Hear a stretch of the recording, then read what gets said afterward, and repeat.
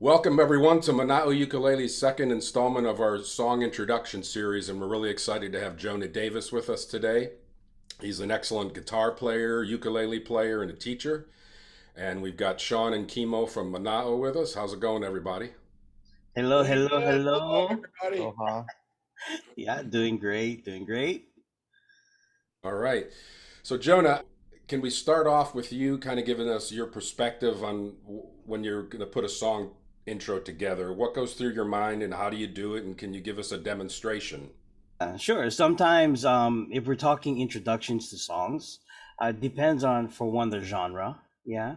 If it's like island style stuff or more contemporary pop stuff, if I want to be a little bit more creative than what's already been done, then sometimes I'll rearrange the song. So I'll take maybe like the melody, the chords from the chorus, and use that for a short intro. You know what I mean? Just to kind of so that there's continuity, but then there's familiarity. You know what I mean? But there's a different spin on it. So that's another way of approaching intros. Or simply taking the melody, the bass melody of whatever it might be in the verse, and just doing it one time through, you know, and just adding your own personal spin on it, whether it be a solo and instrumental of some kind. Um, yeah, or just taking other songs that are familiar with that particular melody that you're doing, and just incorporating it. And I did that in one song that I love to sing. It's an older song called Nineu. It's a Hawaiian song. But I took a couple of chords and I added it to the song because I felt that it felt good in that song, and it matched, when you listen to it. Um, for example, so basic Hawaiian song, right? Um, so Nineu Kawai Kakit, yeah? Kaula na oe meneu, ikaw inoa. Very simple, in one of my own original Hawaiian songs. I came up with this line, which is actually it's been done in other songs, and so I went from G minor to C7, A minor to D7, back to G minor, C7, and F. Now I really like that exchange, right? Now, and I really love Nineu. It's a song that practically nobody sings. There's maybe like two or three people that I know of that still sings it today. So my own personal spin on Nineu, I added that line for this intro, and it felt good to me. Does it make sense? Kaula na oe neneu, ikaw inoa. And so it really helped me to get the sound and the emotion across that I wanted to get across with that song. So Neneu actually talks about it's the original name of the area that we know of as Pokaibe. All right, very popular spot here on the leeward side of Oahu. It's kind of like the hangout spot for everybody. And so for me, I really love the old stories and the historical value of music, especially, and the things that we do as musicians. So to me, this is the way I could express that affection, because it's a very soft melody, and it kind of conjures up this emotion of being reminiscent of a time gone by, because it's not the same as when I was growing up. So that's the way I look at introductions.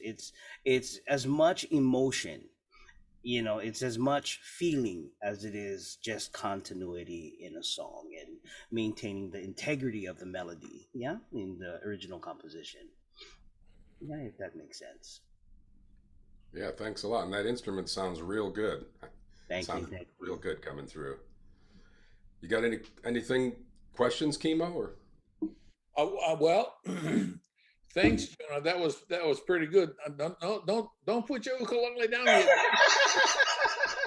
Hey, pick that guy up, buddy. Come on, man. Hey, you know what? Earlier, Randy talked about throwing curves, so let's start swinging them, buddy. Yeah, yay! I'm so excited. Could you play just the introduction once more, bud? Sure. And as you do that for our audience, Hmm. just call off the chords that you're using as you play it. Okay, sounds good. So we start with G minor. Okay, 1, 2. G minor, C7, A minor, D7, G minor, C7, and F. G minor, C7, A minor, D7, G minor, C7, and Very good. Okay, now, can you play the same thing? This time, do not call out the chord names. And the reason why we're doing this, audience, is for us just to take the opportunity to listen to this introduction. Go ahead, buddy.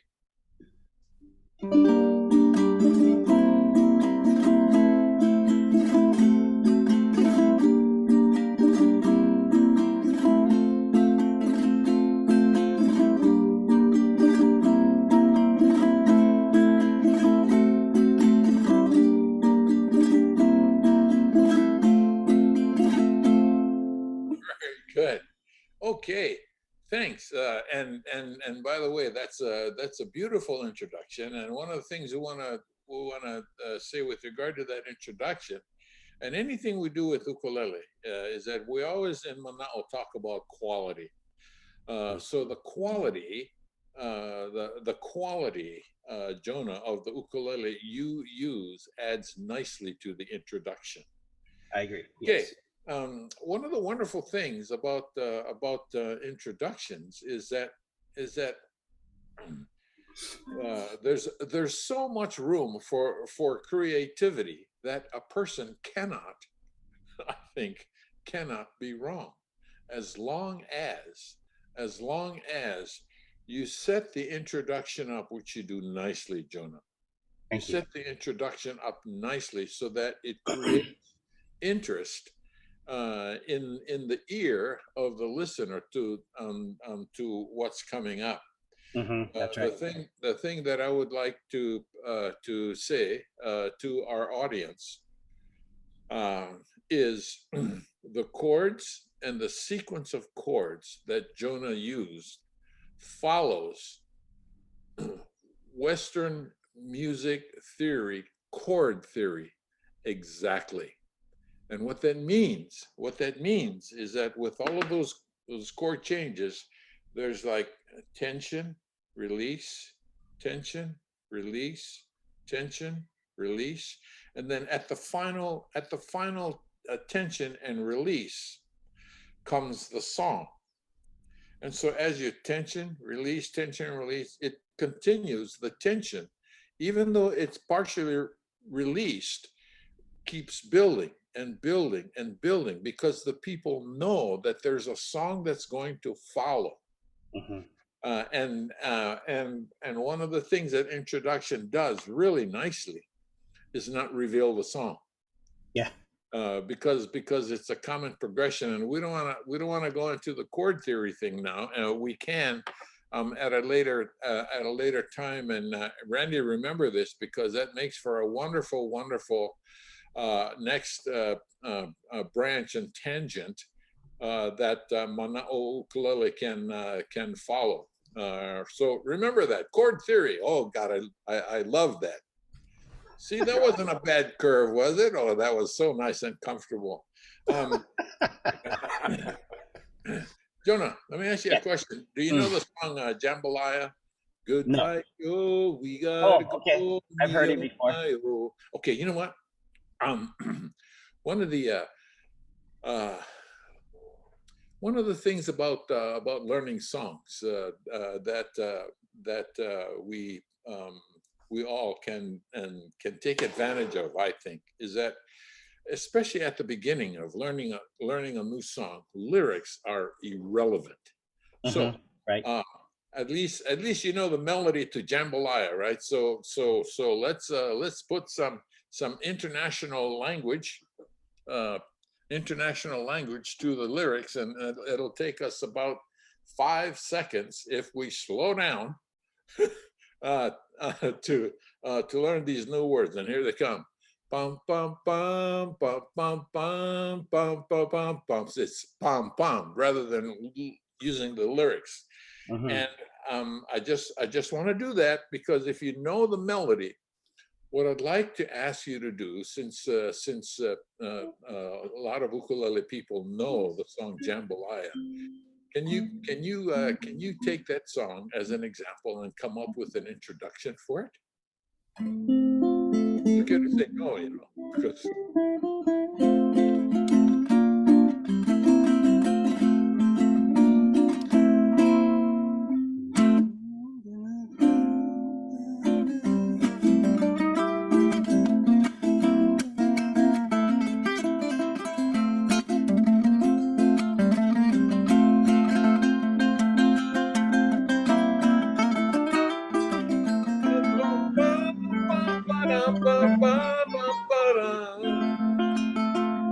Okay, okay, okay. Dun, dun, dun. For if it was me creating it, because like for one, I don't really know the song. I've heard it right. before. I would stay safe, and this is the way I would approach it, and that's just FNC 7. You know what I mean? Yeah, that's fine. That's fine. Right, Um, right. so, so, and we're familiar with the tune now. Yeah. So can you fashion us an introduction, Mm-hmm. uh, and uh, and and make sure there is separation from the introduction to the start of the song, so we know when you're going to start the song.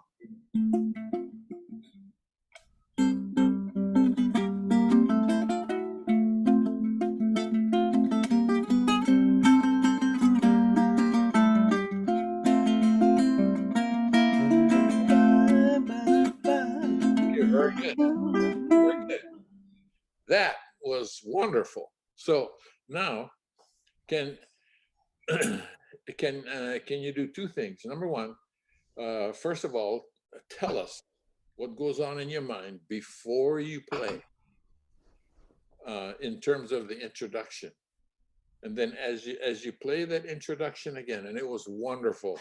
It was wonderful. Tell us what's going on in your mind, because you mentioned previously two chords. You're an F, so you're using C7 and F, right? Yes. Okay.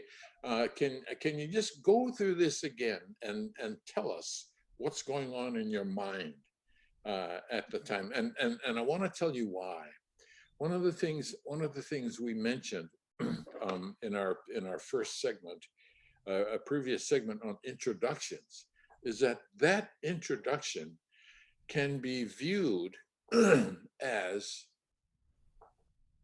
a mini song, Mm-hmm. a song itself. And let's say a song will take up this much space. Yeah. An introduction takes up this much space. So if we treat the introduction like a song, it helps us. Mm-hmm. It helps us in our practice and discipline in order to learn. So sorry to take so much time explaining this, but can you go over that again and think out loud Yeah. for us so we can understand what's going on in your mind? Go ahead, buddy. Okay, yeah, no, that's a great question. So like for me, again, like I don't really know the song. I've heard it before, right? So I'm staying safe by sticking with the FNC 7, right? I already conjured up the melody in my head. I've heard Uncle sing it and whatever's, and I'm piecing it together as we go. But now when he says, okay, now try to do the intro without, there's a separation. So I view it as, as a songwriter or as a musician who is more on the creative side. I like to think of myself as being a stronger freestyle player as opposed to being a structured player, if that makes sense. So that allows me freedom to just conjure up the sounds quickly. Now, with being that way, it also comes with the knowledge of scales, right? Having the scales and the chords that are associated with these scales makes it a lot easier for me to conjure up those types of sounds. And I say conjures because I'm making it as I go. You know what I mean? And I'm creating it on the spot. And sometimes it's more about feel than it is about sound, if that makes sense too. I like to tell people all the time that I play by feeling, not by sound, not by ear. I mean, my hearing is good. I can hear notes and whatever's, but I feel music differently, and I feel music first. And sometimes if I don't feel the music as well, it takes me a lot longer for me to conjure up that melody that I'm trying to create. But because this one is a fairly common, like Uncle said, it's pretty common, right? Everybody knows it. Like again, I've never played it, I've never sang it, but I've heard it, right? So it isn't something that's too far out of the farm for me. But because I know I'm in F, right?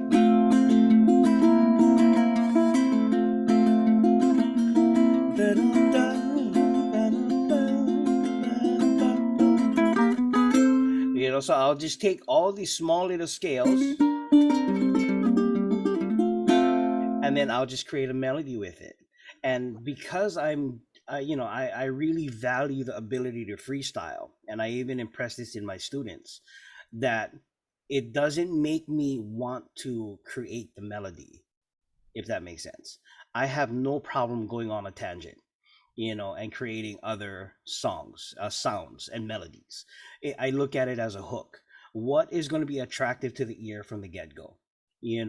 What makes it sound better? What makes it sound interesting? And in that part of my brain, I'm not held back by making sure everything is the same exactly the way it was created. And that's one of the things that separate us as musicians too. Some musicians, they need to do the song top to bottom exactly the way it was.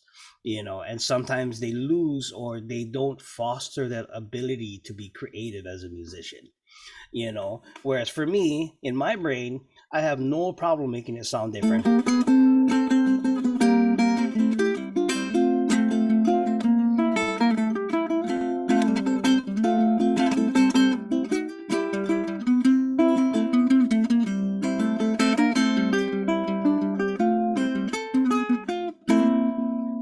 I have no problem making any type of sound, and whatever resonates with me the most is what sticks. Yeah, whichever one feels the best is the one that sticks.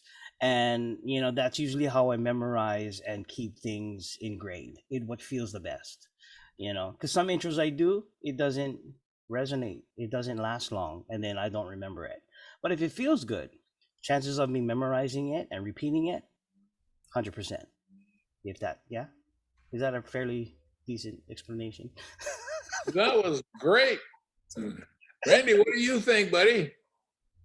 That was great. I mean, and that ukulele sounds great. I just want you to keep playing. um, that's wonderful. And anyway, Jonah, that was wonderful stuff. And we appreciate that. And before you go on to something different, Randy, what I want to say is what what this session does, or at least brings to my mind, is as we continue to do this series and other series as well, what I think we might consider is the next time we do something, no matter who it is, the next time we do something, we take 2 or 3 minutes to address any questions that people may have sent in with regard to the previous session. Mm. Because there's a lot that Jonah mentioned that people are going to want to know about. For example, when Jonah says he hears this or he doesn't hear, whatever you said about how you react to the music. Mm-hmm. our Manao audience, our Manao audience will want to know how you do that. Yeah. Yeah. And and see, the wonderful thing about Manao, friends, is that Manao is about education. Mm-hmm. Manao is not about entertainment. It's not that entertainment is bad, Right. but more often than not, players like Jonah and me, Kimohasi, will play something in order to make a point. Mm-hmm. But we always have to make sure, I think,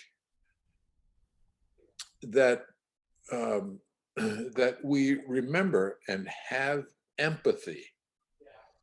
Have empathy. That's where our consumer advocacy thing comes in, for Mm-hmm. what it's like for the person who's trying to absorb what it is we're talking about. Because sometimes we go that fast, Yeah. and when we take something like introductions, and we do this wonderfully, and we narrow it down to a session like we're doing. In that session, there's going to come so many questions Mm-hmm. out here, out here floating around in the ether. And the degree to which we can get to some of those, it's impossible to get to all of them.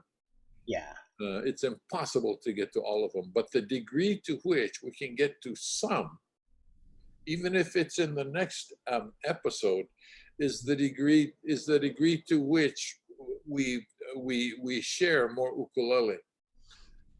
So I got to throw in this commercial to us Manao and say that our emphasis on education, Mm-hmm. education is really wonderful.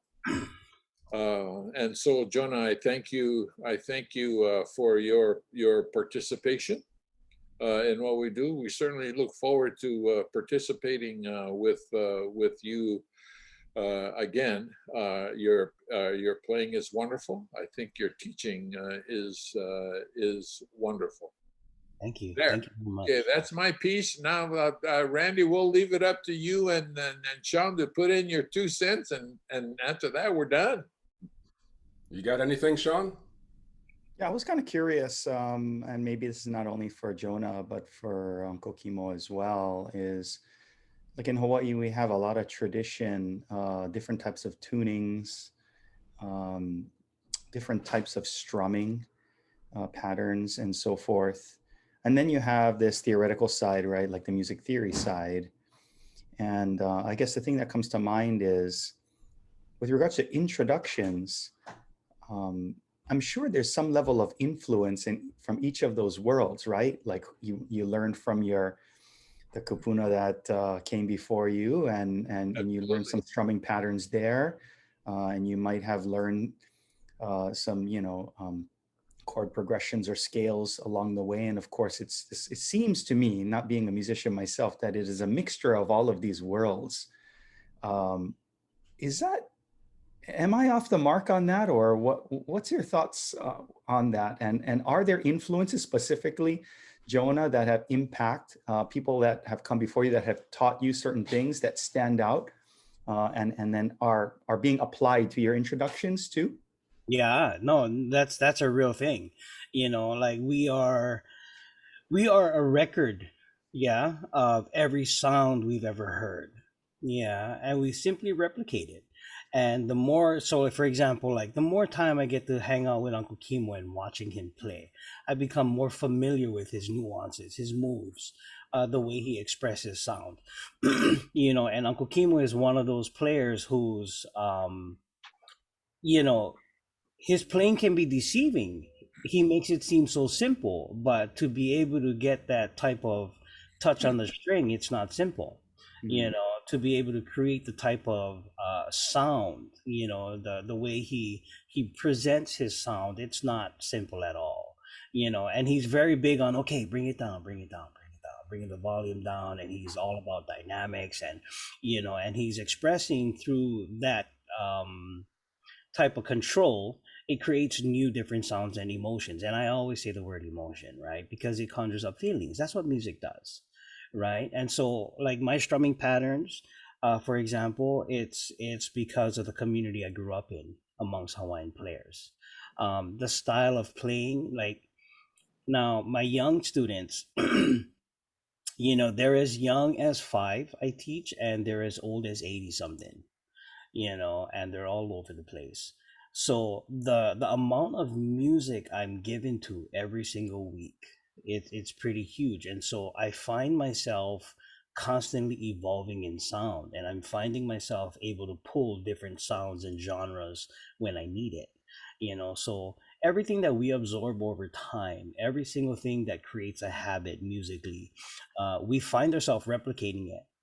you know I see some musicians who's been taught by certain people, and they sounded practically exactly the same, Mm. you know with their own personal touches, of course, but you hear the sound of their mentor and their teacher, or the community of musicians that they've come from. Mhm.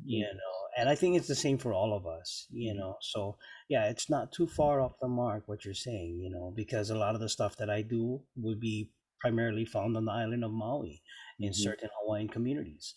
They won't necessarily be found here, or it'll be found in Molokai, you know among certain Hawaiian communities there. That style of strumming and the patterns and the delivery of music, you Mhm. know. So that those are based on the things that I love and enjoy. Mhm. Yeah. So the more I'm willing to absorb, the more type of sounds and melodies and influencing that I'm willing to absorb, I'm much more likely to emulate that in my own music. That's what I will reflect. It's natural. My Mhm. students, I'm learning to find the same thing. I have a few students that play exactly like me, you know, and they're becoming my mirror, which for a musician of any kind, that is such a privilege, you know? Sean, I think I'm sorry, Jonah. No, no, Were I'm you done? done. Yeah, Okay, I'm powerful. Sean. First of all, your question is exactly in the bullseye, Mm-hmm. and I'd like to say that that the answer is infinite, and it all falls into the realm for us in Mana'o of education. And so the reason why we create these series and introductions and create series and whatever else has to do with education. And remember that education is infinite. But, but let us never, ever forget that that education is not solely for an ukulele player. Mm. That education also applies to people who like appreciate music.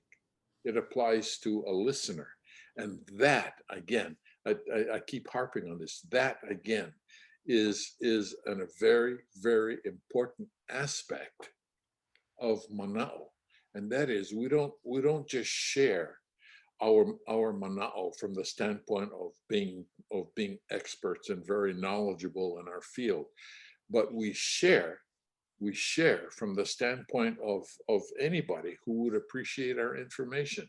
For example, Sean, your knowledge and your mana'o of vintage ukuleles and custom ukuleles is huge. And in my mind, it's just as important as anything else having to do with ukulele, because what mana'o wants to do is not go down a narrow path. What mana'o wants to do is go open up things like this, so players like us and Jonah can continue to receive ideas. So can a person who just enjoys listening to ukulele or being around youths. Don't Mhm. have to play. Every single time we do a kanikapila, for example, you will always find a person there enjoying the kanikapila, but they're not playing an instrument. And more often than not, if you ask them, they don't know how or they're afraid, but they enjoy that situation just as much as we do. So anyway, your question is right on, buddy, and it will take us probably about 3 forevers to get to a meaningful answer. Randy, what do you think, buddy? I really appreciate everybody, coming on and doing this. And, although we're not about entertainment, I would just, one more question is, could you just play us a little song on the way out and then we'll say goodbye? Because I just want to hear Oh, you yeah, play a good little for bit you. more. Good for you. Talking about curves. Sure, sure, sure, sure. Okay, I'm gonna play this song, which is actually one of my favorite songs. It's my own variation of a song that I learned in school from Mr. Camarillo. A song called Yellowbird. It's mainly because it's so early and I can't think of something else to play. Don't forget to start with an introduction. Yes, there you go.